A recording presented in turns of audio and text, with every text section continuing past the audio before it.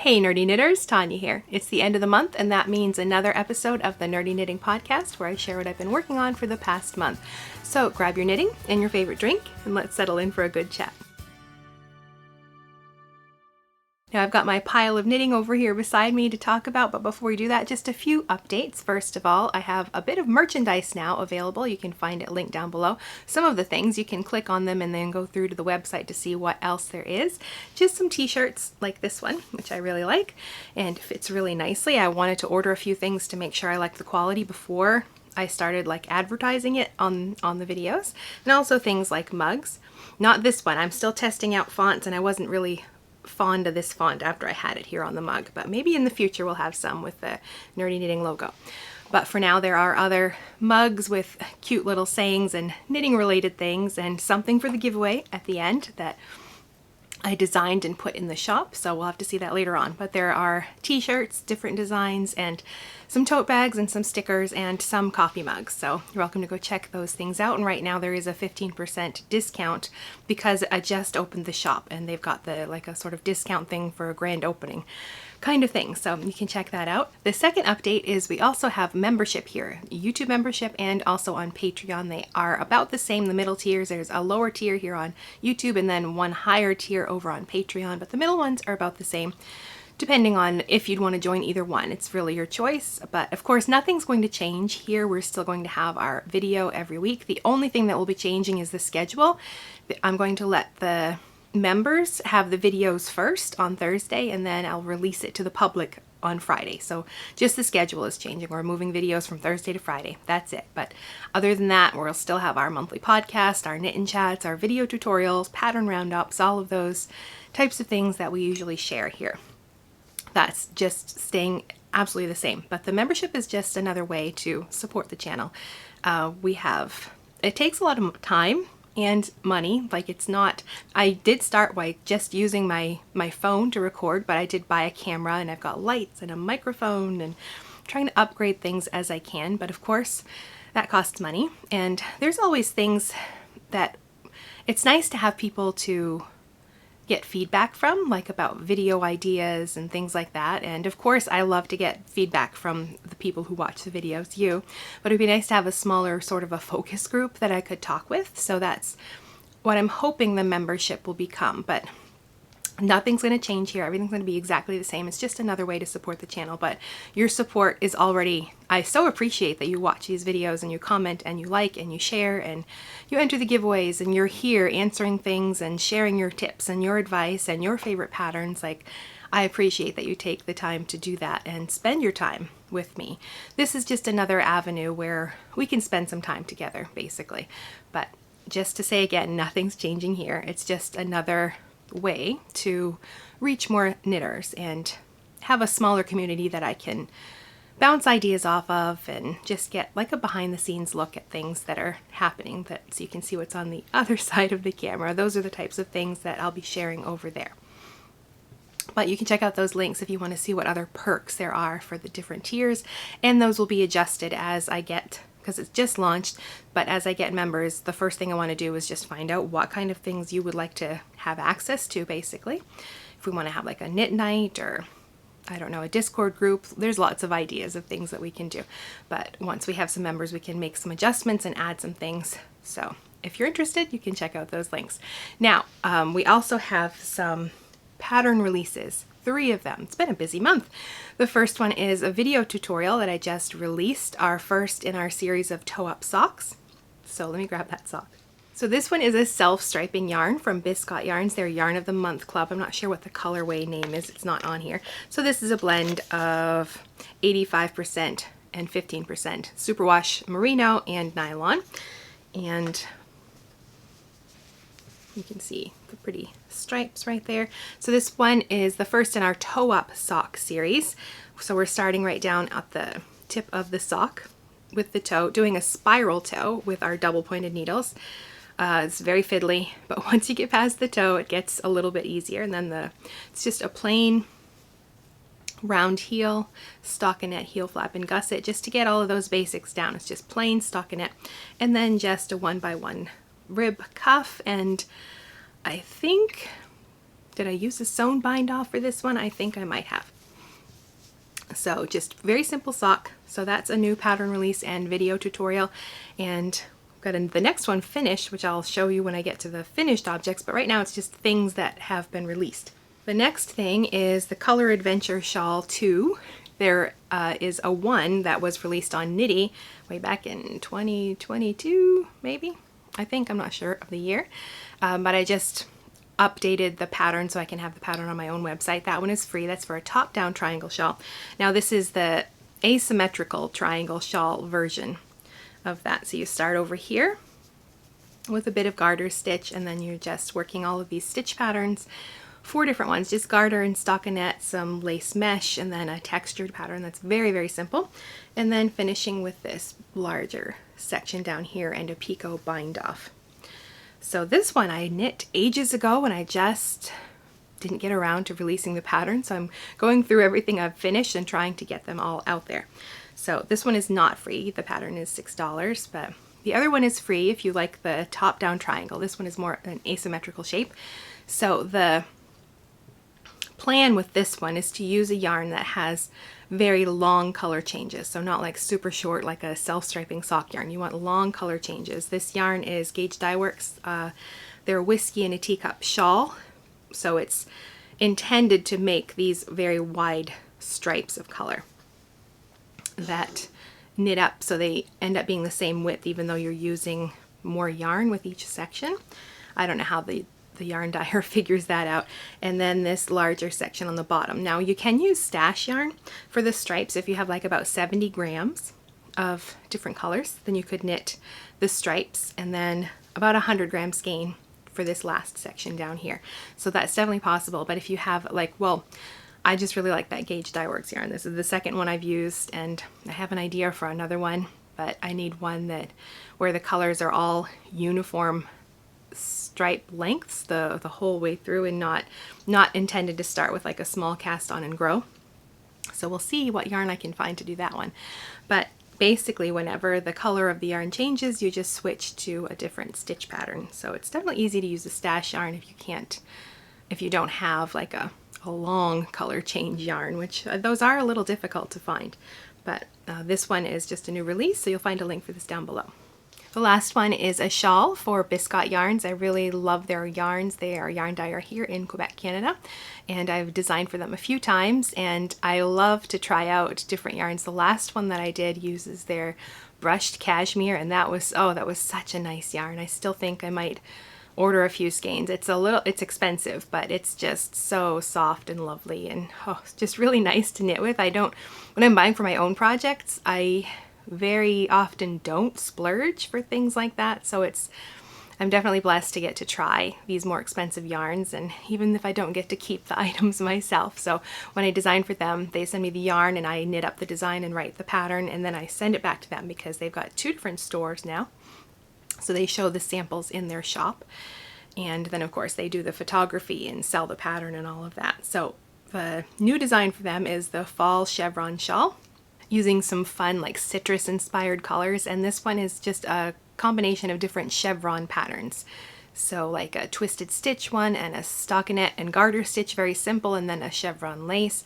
So it's just, nothing is very difficult. It's very straightforward, like you're knitting from one short end to the other. There's no, well, I won't say there's no shaping. The shape is just a long rectangle, but you have those increases and decreases to create like the chevron design within the shawl shape itself.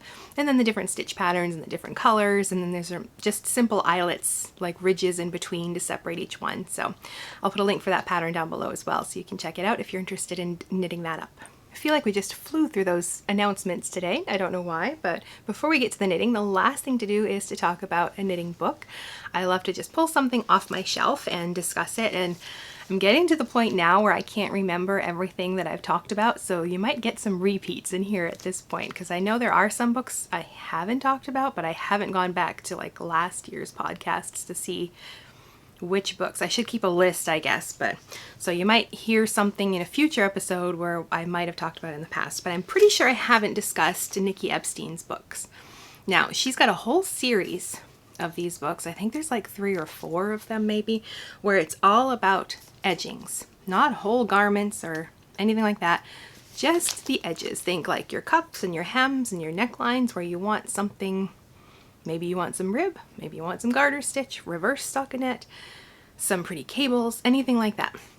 So she has 3 or 4 of these books, but this one is sort of like 500 patterns from those books. So you can get like each of those books separately, and they probably have a lot more combined in those books. But she's sort of like pulled out her favorites and put them in one book. So I contemplated getting all of them, and then like, oh, do I really need all of those just for the different edging patterns, or just like her favorite ones? So Nicky Epstein has been around for a long time in the knitting world. She has lots of knitting books if you just go like check out her catalog of books. But I really like this one because sometimes you want something a little different. Now, right now I just ordered the yarn for a new top-down sweater, a raglan sweater, because we're going to have a class or a workshop on customizing a sweater. So I'm going to use the flax sweater from Tin Can Knits, and just ordered the yarn for that, and I'm already thinking about the modifications I want to make. Like, instead of doing a crew neck, I'm going to do a V-neck because I don't like the necklines that are way up high, so I know I can start down lower if I wanted to, but I like a V-neck, and I figure this workshop is going to be about how to modify, and that's a big modification. Going from like making because with a crew neck you would just cast on in the round and start knitting down. With a V-neck you're going to knit flat until your V-neck shaping is done. Then you join and start in around, so that's a big modification. And then of course I want to adjust the sleeve length, and I'm thinking about doing either some sort of decorative rib, like little cables or something, or lace in the rib itself, so for the cuffs and the hem and the collar or neckline, or maybe put it like in the raglan line and like add some stitches where the raglan shaping is and have like a little decorative detail there. So, or maybe one that runs from the neckline down the I haven't decided yet, down that raglan shaping and then down the side right into the bottom ribbing. I don't know. So I pulled this one off my shelf anyway to think about those sort of edge treatments that you would want to have. So I mean, you can see right from the cover. So there's lots of fun things on here. Some I don't think I would ever use, like these loops and things. They're just a little out there, but you never know with the right project. It might just be something you really want to try. So it's divided into chapters, of course.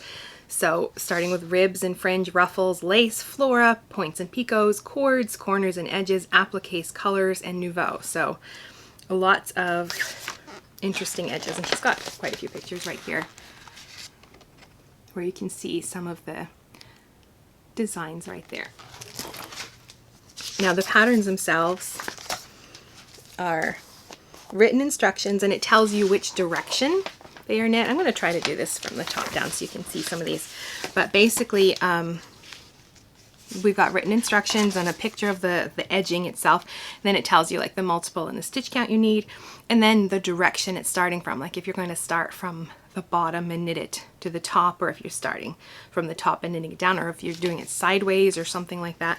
And so many different, like just different ideas, and really pretty. And so I'm going to sit down with this book and probably try to pick something that I might want to use instead of just a plain old, what is it, knit one, purl one rib in the flax sweater. So I'm picturing it in my head, and I'm thinking it's gonna look nothing like that sweater when I'm done with it. So, but that's sort of the goal for this class, is to show you how you can take a pattern, but then with your gauge information and a pencil and paper and some math, but I'll walk you through all of the math on how I figure this stuff out to, you know, change the length of the sleeves, which I'm definitely going to do. I always do that. I might do like sort of maybe an elbow length, just below the elbow. So how to change the sleeve length. Even if it's full length, I still have to knock off 2 or 3 inches because my arms are short, and I usually add a couple inches to the torso because my torso is long. So, and bust darts, of course. So all of those sort of modifications. But yes, the thing I'm looking at now is thinking about what to do instead of a 1x1 rib, if there's some sort of like decorative edging or lace. Maybe lace, that might be really pretty. Like have some sort of simple lace element in the rib and then bring that down on the raglan shaping as well. we'll see. I'm still thinking about it. I was thinking of like doing a striped sweater first, but then I'm like, I think I'll just do a solid color and add something somewhere. And I'm going to probably remove that garter stitch section that runs down the arms, but maybe I'll put some lace there as well. I'm probably just adding too much at this point, but it's still up in the air. But anyway, that is our book for the week, and it's a fabulous way to add something different to your knitting. So even if you aren't a designer, you just knit garments for yourself or other people, her books they're good for when you just want something different on the edge. You know, you just want to move beyond those basic rib patterns or twisted rib, and you just want something a little else. Then there's lots of great ideas in these books. So she's got her, I think, 3 or 4 different edging books, and then this one's sort of like a collection, and there's quite a few I probably will never ever use, but then they're just great for inspiration as well. So let's get on to the knitting. So the first thing off my needles is our next pair of socks for our sock tutorial. Now this one is using hobby yarn in 2 different colors. 100 grams of this one. This is their Dolce sock wool, and then the rainbow 4-ply in this solid color. And I was picking colors out online, and I was trying to find something that would coordinate, and I think I really nailed it. Like there's some little purple flecks in this one, and they really match that color very, very well. So these are both 75% superwash, 25% nylon. So really good for socks. And this is what the sock looks like.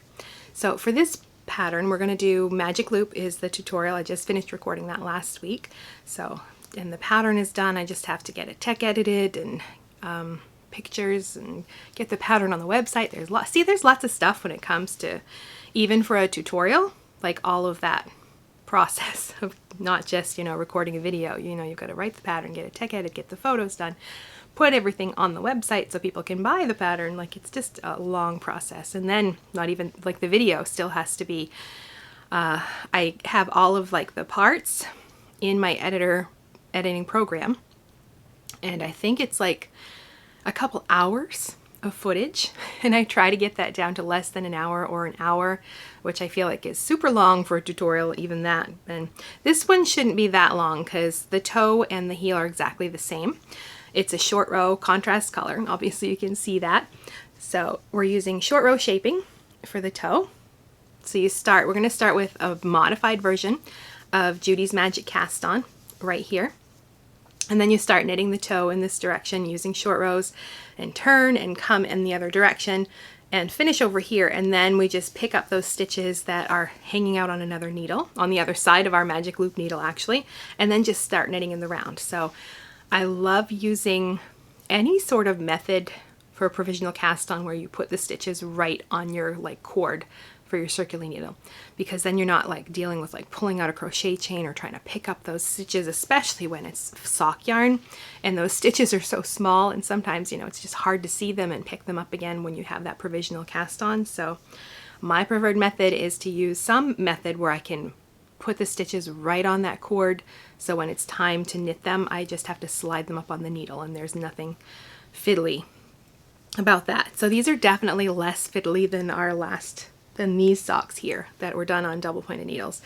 Starting on double pointed needles, no matter what you're doing, is going to be very fiddly when you're starting with the toe.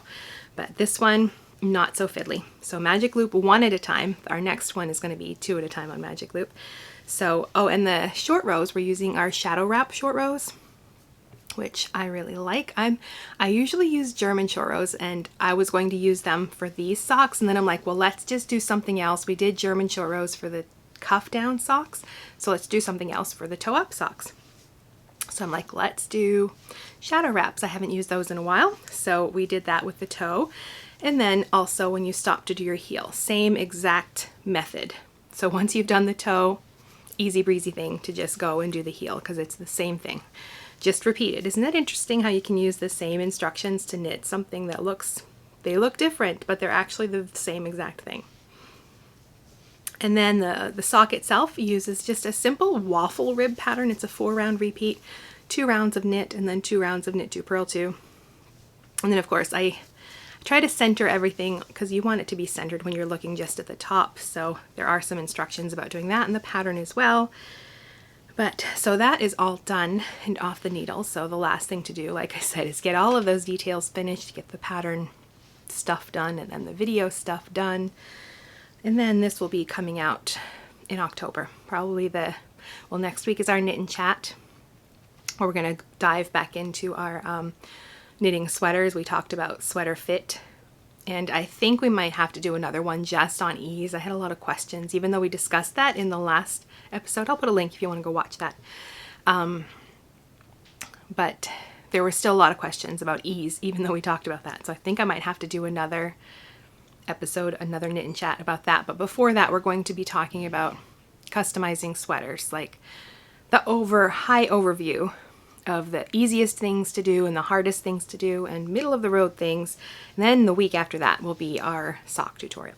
And there's one more thing off my needles that I don't have here, but here's a quick snapshot. I just took a quick picture of it when I was laying on my bed and it just finished drying, so I was getting just a few snapshots and getting my gauge information for finalizing the pattern before I sent that off. That will be in the next issue of Cast On magazine from the Knitting Guild Association, their online digital magazine. If you're not a member, I encourage you to join. You get access to every back issue, and there's so many great articles and techniques, and they have monthly Zoom meetings as well. Half of them, like every other one, is like just sort of like a hangout sort of chat kind of thing, and then the other ones are usually on some sort of knitting related technique or topic. The last one was on slip stitches, and it was really good, like a whole presentation on that. So there's lots of benefits for joining. I think it's $35 for a year US. But anyway, so this design is for them. This uses Universal Yarns, the Deluxe Bulky Superwash, in this beautiful red color. Christmas red, I think this is, yes.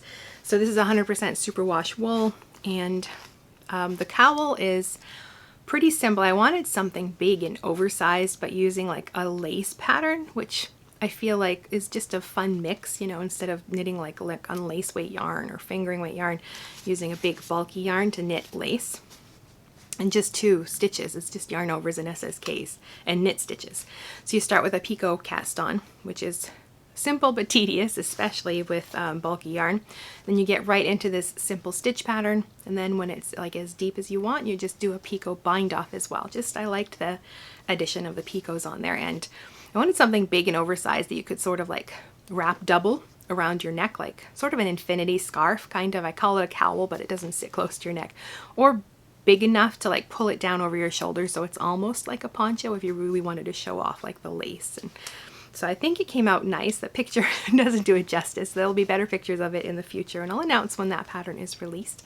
And this yarn was really great to work with. I've only used, I think, their yarn for one other project, Bamboo Pop, and I really like that yarn as well. It was really nice for a summer top with white and like little sprinkle colors all over. It's like birthday cake, like that's what it looked like that confetti cake. I don't have it out, so I can't show you, but that was really nice, beautiful drapey yarn as well. I think it's a blend of cotton and bamboo. But so this is my second yarn from Universal, and another really good one. It's not super soft, but it's a nice sturdy yarn and just a really good fit for that cowl. And I just love the color. It's not really showing up very well. It's little white. It's a little paler than it is in person on camera. It's hard to get reds to show up really well, but that will be coming out very shortly.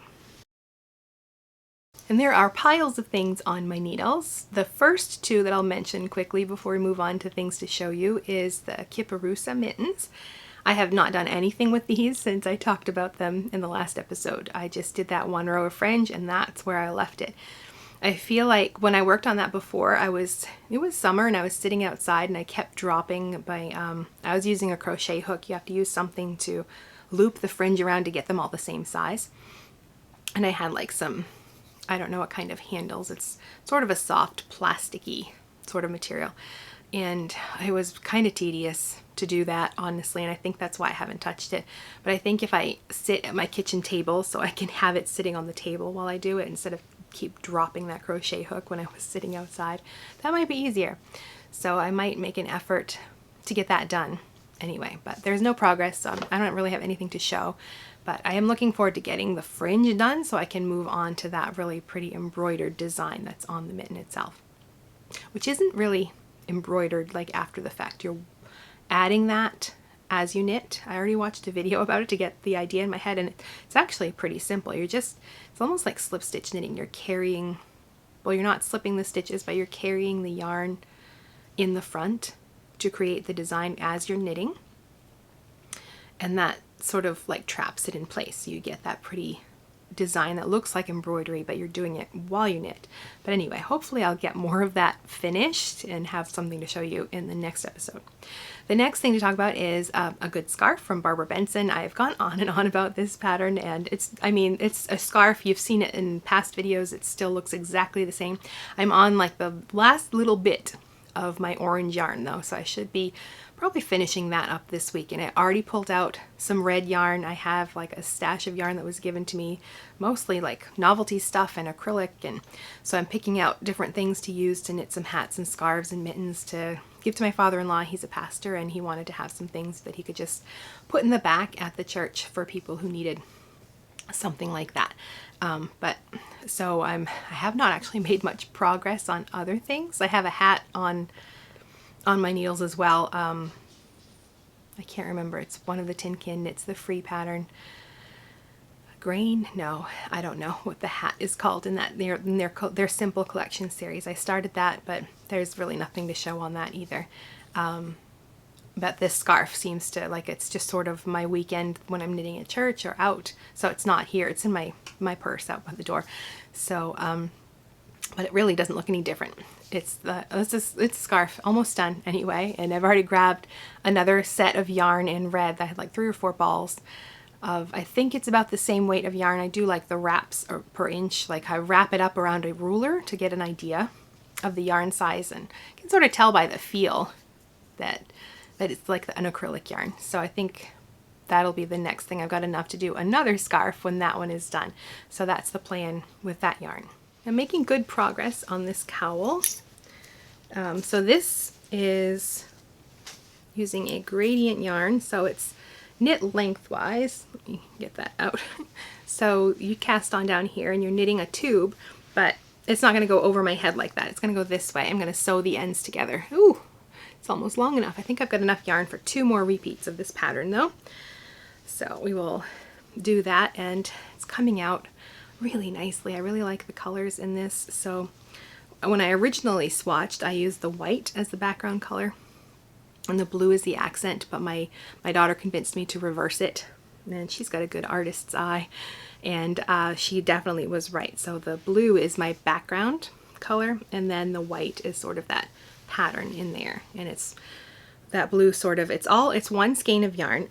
Knit Picks Chroma in Bear for that pattern color, and then in Cousteau for my sort of blue background. So it's a gradient yarn, or color shifting, or whatever you want to call it. So it slowly moves from one color to another. This end feels like it was a really abrupt change, but this one from here up, it looks more like a, I don't know, more gradual change. I just feel like this part from that light color to that dark color is a bit abrupt. But overall, I like this color gradient here, and really like that. So you cast on, you're knitting in the round until you run out of yarn basically, and then these ends will be sewn together. So you get a double-sided cowl. Both sides of your cowl will be finished, and all your ends will be on the inside. You don't even really have to weave them in. You sew it up and sort of tuck the ends in, and that's it. So I'll probably do like a little video tutorial on how to sew up the ends when the pattern comes out, but hopefully I only have 2 more rounds to do on this, but like I said, I'll probably record that little tutorial, and then, you know, it's the whole wash and block, get my gauge information from the garment, and write up the pattern, tech edit, photos, get the pattern ready to publish. It's a lot of steps in the process, but hopefully sometime this winter we'll have this one released. Now, I have been working really hard on a new cardigan for myself. I wanted something fun and colorful for the winter. The Rose Cardigan by Andrea Mowry. Now, the yarn she uses like different hand-dyed yarns and fades them together. And I, being cheap or economical, decided I'm going to buy my yarn and dye the yarn myself. I've been wanting to do that. I've done some with Kool-Aid before. That was lots of fun. So I bought some actual dye and went to the secondhand store and found some pots and the dollar store for tongs and measuring cups, and I didn't spend very much. I bought like a little rolling cart from IKEA for like, I think that was 20 bucks. That was probably the most I've spent just to hold everything, because it's really quite a lot of stuff after a while. And it's hot and it's hard work. It took me 2 days to get all of my colors, and I really went into more detail in the last episode, so I'm not going to go over that again. But these are the colors I ended up with. This really dark navy over here, and then sort of a tonal blue in the middle when we start adding some purple in there, and then lots of pinks and purples in this one. So these are the colors that I ended up with. These were intentional. One of these, I think it was this one, or this one, was accidental, and I ended up over dyeing it because it was way too much of a difference between the two. And I still have a big difference between these middle two. Like when you're working that fading, like fading from one to the other, you do a few rows of your new color and then 4 rows of your old color, and then slowly add it in until you transition. But I was hoping to avoid it being too stripy, because sometimes, like imagine if you had a white and a black, you can't fade that. No matter what you do, you're going to have obvious stripes. And I was trying to avoid that. But these two colors in the center, even though they don't look that different, this one is a little more light and purpley. On the sweater itself, it's definitely more stripy. It's not terrible, but I definitely notice it, and it's not what I originally intended.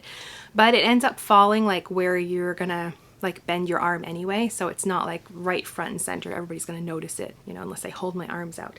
But I'll show you the sweater itself. So this is knit in 4 pieces, so it's a cardigan, but you're starting at the wrist and working like the front half and the back half separately from the wrist to the center back for the back piece, and then to the center for the front, and then you repeat that for the other side. So you have 4 pieces. So this is one of them. Certainly doesn't look like much right now. Okay, this is the left front side. Get this situated. That's the wrong side. Okay, here we go.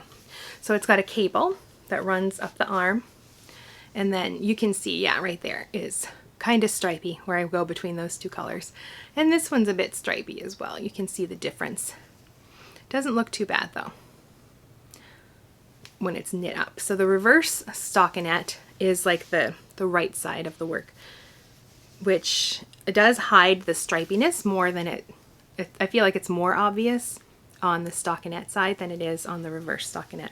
So that texture of the heads of the stitches, I think, does sort of play along with the addition of the different fading from one to the other. So you are starting down at the wrist, working this cable here, and then also increasing to create the top of the garment. And then you're also increasing down here to create like the dolman sleeve shaping until you get to the center. And I just finished this piece last night, and then there's some, for the front, there's some short rows to get like additional width along the bottom, but not so much at the top, so you're not getting too much bulk up here. So that's the front left. I still have the front right to do, but I've also finished the back completely. This one is, I feel like it just flew off my needles. So here we go. So this one is using, you knit them both separately, and then you use that 3 needle bind off, but you do it so it's exposed. You want that seam to run down the back. So this side, of course, has like your neck shaping as well. So you start on one end and increase to here, and then you bind off for your neck shaping, and do the same on the other side, and then sew it together. So it's just a different way to knit a cardigan, and I was really drawn to that, and dyeing my own yarn. So there was lots of reasons I wanted to do this one. It is a little on the short side. I think my swatching compared to this is off a little, but when the pieces are finished and you sew them up, you do the hem at the bottom, and it's already quite a deep hem. So I might just, I don't know, add an extra inch or so depending on how much yarn I have left. And also the same, when you finish sewing everything up, you're going to knit the cuff, and it's quite a long cuff as well to give you sort of that extra drapey bulk around the arms. But it's really simple. There wasn't much difficulty, and she has, well, even though you've got the cable, which you're crossing every 8 rows, and then increases at the top and the bottom to keep track of, but she has spreadsheet sort of kind of chart that has everything on there along with when you're supposed to change colors. So I just used that, like I printed out like a couple pages just to have as a reference, and then I just used the chart to keep me on track. And that was a really nice detail. So you're not having to remember on these rows I've got to do increases here, and on these rows I've got to increase here. And it was just a nice touch to have that included in the pattern. So I'm actually surprised I have so much done. I finished the back and one front already. So I'll probably, that might be my project tonight. Like I'm working on that cowl. I should have that finished, that ocean cowl, this week, but usually like I do all my online work in the morning, or like recording videos, then I'll have to edit this and do all of that stuff. And then my afternoons, after I have like, I call it my end of work day, where I have like half an hour, I do like any tasks I have to finish, any emails I have to answer, questions from people who bought a course and they don't know how to access it, stuff like that. I do that around 1 o'clock-ish. I close that out for the day, and then I'm like, I'm done with online because I can't think anymore. So that's when I take my knitting, and that's when I usually knit for the afternoon, is my work knitting right now. It's the tutorial socks and the ocean cowl, finishing up those things, or if I'm designing for a magazine like for Cast On. I just sent off a submission for that, actually, for I'm writing an article, and not in this issue but the next one, so I'm getting yarn ready for that so I can get that going too. So that's what I work on in the afternoons, and if I'm really crunched for a deadline, I'll also work on that kind of knitting at night. But if I'm not crunched for work, which I'm not right now, thank goodness, then I can work on my own knitting after dinner. That's my rule. Like, if depends, you know, if I'm really got a deadline looming, then I've got other work to do.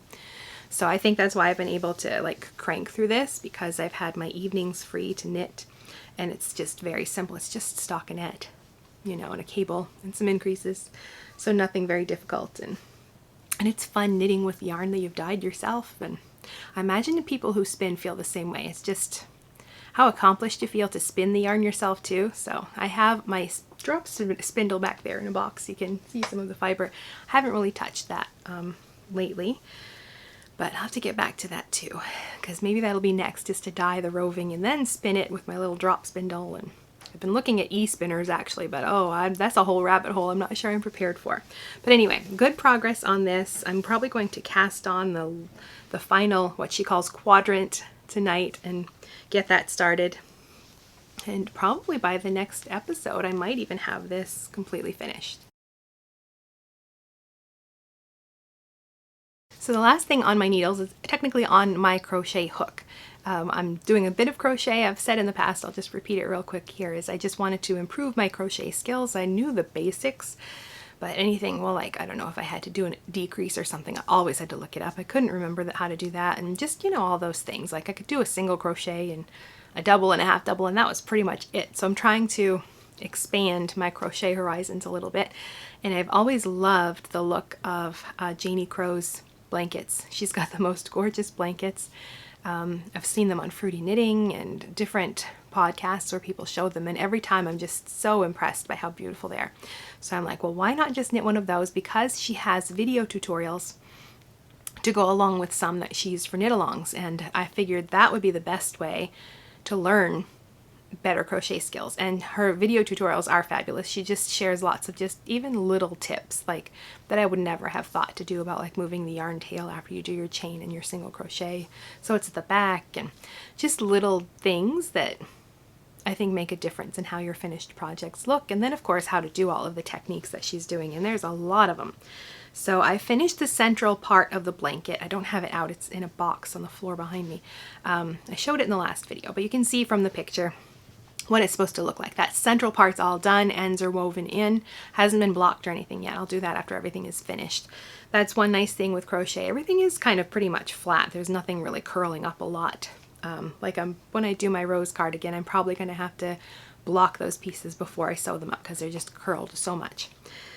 But back to this one. So I'm starting on the outside edge, and one of the motifs is this large, really intricate a flower, an acanthus. So with that one, instead of saving it all for the end and trying to do the whole thing, because it was originally done as a knit along, so the pattern is actually in 8 different PDF files. It's free online, so I'll put a link to that. So instead of doing like saving this really difficult motif all for the end, she sort of split it up between each clue. So it's really growing well. Like you start with just this little center flower in your first week, and then you slowly add more and more and more. I just added these leaves. I still have one more step to do I think I'm in clue 6 to finish off the leaf on the side, but you can see how it's a lot going on here. So leaves on, these little leaves on both sides. I've got more leaves I have to get on there to finish up clue 6. And then the other part of clue 6 is another floral motif that will go around that outside border, and that's, I can't remember what this flower is called, the dianthus, I think. So this really pretty flower on the gray background. So the center panel I have on a dark gray, and then this border, it's going to have a pale gray on the outside edge. So that is clue 6. I just have the last 2 clues to do. So I think it's another 4 flowers. Well, 1 flower 4 times basically, not this one, but another one. And then finishing up this motif, which I think I'm closing in on the end of that too. And then putting the whole outside border together and sewing everything together. So I'm making really good progress with that. Oh, my yarn is Knit Picks Brava Sport. It's a sport weight yarn. The pattern called for a DK weight, but when I was looking at like the crochet gauge, Knit Picks had this yarn listed as the same gauge. And I've been pretty much spot on with her gauge the whole time. I have been measuring. She has like spots in the patterns where she'll tell you to stop and measure. So I've been measuring, and everything is pretty much spot on with her patterns. So it works out. So it's 100% acrylic yarn. I wanted something I could just wash really easily, maybe lightly steam a little bit, but it wasn't that I wanted the blanket, it's that I wanted to knit the blanket. So I'm actually going to be giving it to my mother-in-law for Christmas. She knows already. I showed her a picture and said, do you want this blanket? I want to crochet it, but I really don't want one. But now that, not that I don't want one, I don't really have anywhere to put a decorative blanket where the dog won't lay on it, you know, or something like that. But now that I'm thinking about it, I have a yellow chair over here where the dog sleeps most of the time. But I might like a pretty colorful one just to sort of throw over the back would be nice. So I might have to do another blanket, but it's kind of addictive, like, but only in small doses. I do a little bit at a time. I haven't done, this is all I've done in the past month is these 4 squares, and I just finished adding the leaves on these, and I still have to finish that. But I do have to get moving though, so I can have it done by Christmas. But that's it for everything that's on my needles or crochet hook. I have a few things upcoming. First of all is that customized flax sweater. I've just ordered the yarn for that. I don't expect that'll be here, I don't know, at least for a week or so. But I'm not sure when I'm going to actually cast that on. That's for our workshop in, probably open the doors to that in December, but we won't really start until January. But I probably want to be a little ahead on the videos and the customizing stuff before, so I should get that started pretty soon, I think, once I get my details all figured out. And I also have the next sock tutorial on the go, number 3.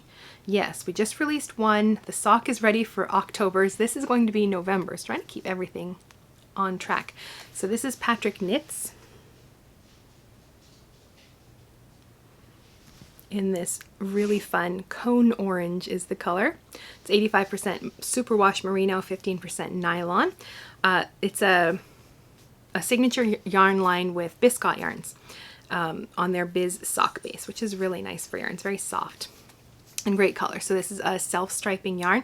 So this one will be, yes, November's tutorial. I have to plan ahead here because I have to knit the first sock, and then I sort of write the pattern as I'm knitting, or before I knit, so I can make sure everything is correct. And then I write the pattern while I do the video tutorial and knit the second sock, and then all the pattern stuff and the video tutorial. It's a lot to do, so it's not going to be released till November, but I have to get it like ready for then. So I try to break it down and do a little every week. So this will probably be next week's work project once I get that. The cowl should be done this week. So next week my work project will be this. But this is going to be 2 at a time on Magic Loop. So I have to write the pattern first, and then that's kind of fun. I have to, usually like I can work things out with the first sock and make sure everything is right, and then do my tutorial with the second sock. But when I have to do 2 socks at once, I could, I suppose, knit an extra sock first just to make sure I've got everything down, but the techniques are fairly simple and I've done them before, so it shouldn't be an issue for doing them 2 at a time. So it's more like write the pattern and then do the tutorial right away because I'm doing them both at once, but we will see how that goes. But I really like the fun colors in this one, that bright orange. That's all the knitting talk. Now it's time to wrap up with our giveaway. And the first thing we have in our little giveaway package is our yarn, of course, from Alley Yarns. So this beautiful color, Vibrant Magenta, I think is the name of it. This is the Silk Yak DK. It's 60% Superwash Merino, 20% silk, 20% yak, 100 gram skein of DK weight yarn, and so lovely. Soft and really nice to knit with, so there's definitely enough here to do like a hat or a cowl or some mittens. Just something you want to hold close to your face. It's a nice yarn. Along with this, I'm super excited. I had those that I mentioned at the beginning, a small line of just merchandise. So I have it so you can buy it too, but I really wanted stuff that I could design and then use for giveaways. So the next thing is a tote bag. Just a small, it's not a huge tote bag, but nice little thing to stash some yarn in. So with this little saying on the front, and when I was trying to think of ideas, I went to like different niches, like, you know, teachers. Instead of just looking at knitting stuff and things like that, I wanted to get ideas from other places. So I actually looked up bookkeeping and accounting merchandise on Etsy, and I saw this one like on an accounting one, and it said, well, if you think I'm cool now, wait until you see my spreadsheets. And I just thought that was hilarious, and like that's an easy thing to, you know, turn into a knitting related thing. So yeah, yarn stash. So we've got this cute little tote to go with your skein of yarn, and then along with that, I couldn't resist putting my logo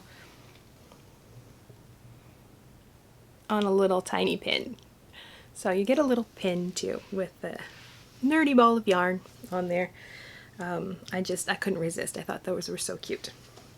So that is the giveaway prize. So I'm going to put up Alley Yarns line of yarns, and to enter the giveaway, just tell me in a comment which yarns look really interesting to you. She's got some great choices beyond, like, you know, this sock yarn or whatever. She's got her Ontario sock yarn. I can't remember what's in that one, but I really like that one. I have that for another sock tutorial. She's got this Silk Yak DK and just some really lovely yarn blends. So you just look at the yarns here on the screen, leave a comment telling me which one you'd like to give a try in the future. Maybe we can order that for future giveaways. And that is how I'll know you want to enter the giveaway. So you have until Wednesday, October 4th to enter the giveaway, so just leave a comment down below telling me about which yarn looks most interesting to you, and on Wednesday I will use a random comment generator to pick one of your comments. Then I will I will reply to your comment telling you that you won the giveaway and that you're going to have to email me with your mailing address, and I will give you 48 hours to get back to me. I changed that. It used to be 24, but I heard back from somebody saying that because of their schedule, they don't check into their email that often, so I adjusted that. So you get 48 hours to respond to me. If I don't hear back from you, then I'll just have to choose somebody else. I hate to do that, but I can't be waiting forever to hear back from somebody before selecting somebody else, so that's why I have to have a deadline for that. So nobody else, you're not going to get a spam comment saying you won. The only one who can tell you won the giveaway is me. I really check my comments a lot and delete spam like that. So if you get that reply to your comment, you have to email me within that 48-hour deadline. And our final sort of fine print, this giveaway is not sponsored by YouTube or anybody else. It's just sponsored by me. So just that fine print to make sure my legal disclaimers are all done. And that's it for this episode of the podcast. Thank you so much for hanging out with me today and letting me talk about my knitting projects. And I'd love to hear about yours if you want to share that in a comment as well. Tell me what you're working on. Probably you're working on something while you're watching your podcasts, I imagine. So I'd love to know what that is. And if you're new to the podcast, I'll put a playlist right here with episodes from this season, so you can go and watch those if you'd like. And if you've been around a while, I'll put that knit and chat episode that I just mentioned at the beginning, where we talk about how to choose the right sweater size and what you need to know to properly fit a sweater for your body. So you can click there, and I'll see you in the next video.